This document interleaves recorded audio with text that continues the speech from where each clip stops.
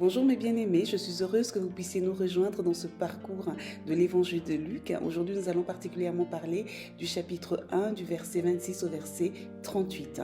Et donc, l'ange vient annoncer à Marie qu'elle sera enceinte.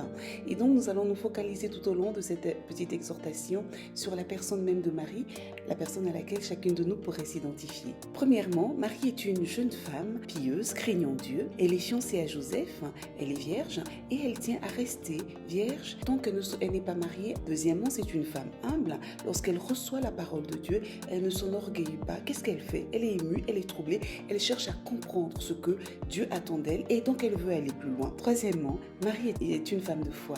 Elle croit spontanément à ce qui lui est annoncé, mais elle voit aussi les obstacles à l'accomplissement de la parole qui lui est annoncée. Elle s'adresse directement au messager en espérant que celui-ci a aussi les solutions à ces obstacles qu'elle rencontre. Et j'aime la réponse justement du messager qui lui dit que rien n'est impossible à notre Dieu. En d'autres termes, devant cette équation difficile, la solution n'est pas humaine, la solution c'est Dieu lui-même qui va l'apporter. Et là, je voudrais vraiment attirer notre attention, chères femmes, de se dire que Dieu n'a pas besoin de l'aide de l'homme pour accomplir sa parole, pour accomplir sa volonté.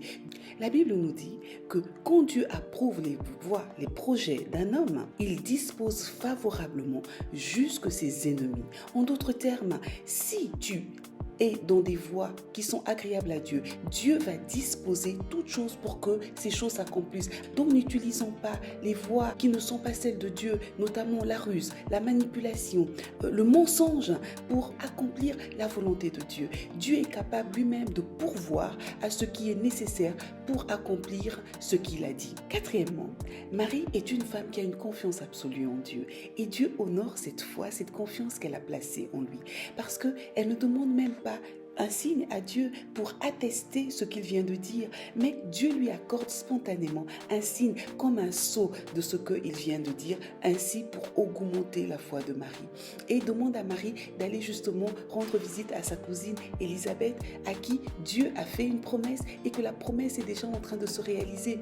Et là, je voudrais attirer notre attention sur l'importance justement lorsque nous sommes dans le chemin de l'accomplissement des promesses que Dieu a faites dans notre propre vie. Il est important de s'entourer de bonnes personnes qui justement elles aussi vivent des choses analogues, des choses similaires à la nôtre et ainsi voir l'accomplissement de la parole de Dieu dans la vie de ces personnes va booster notre foi et réaliser que quand Dieu dit une chose, elle arrive. Quand Dieu ordonne une chose, cette chose vient à l'existence.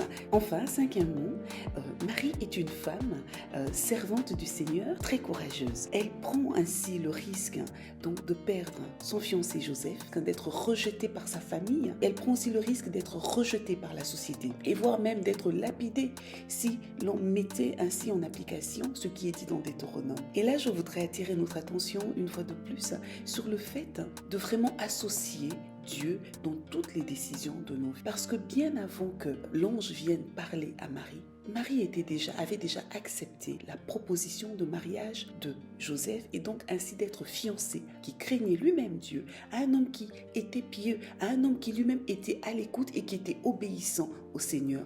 Lorsque Dieu va faire connaître à Marie son plan, Joseph ne sera pas un obstacle à l'accomplissement de la parole de Dieu. Alors ainsi, mes chères sœurs, je voudrais vraiment nous encourager à être ces femmes pieuses, ces femmes craignant Dieu, ces femmes servantes de Dieu, à l'exemple ainsi de Marie. Soyez bénis et je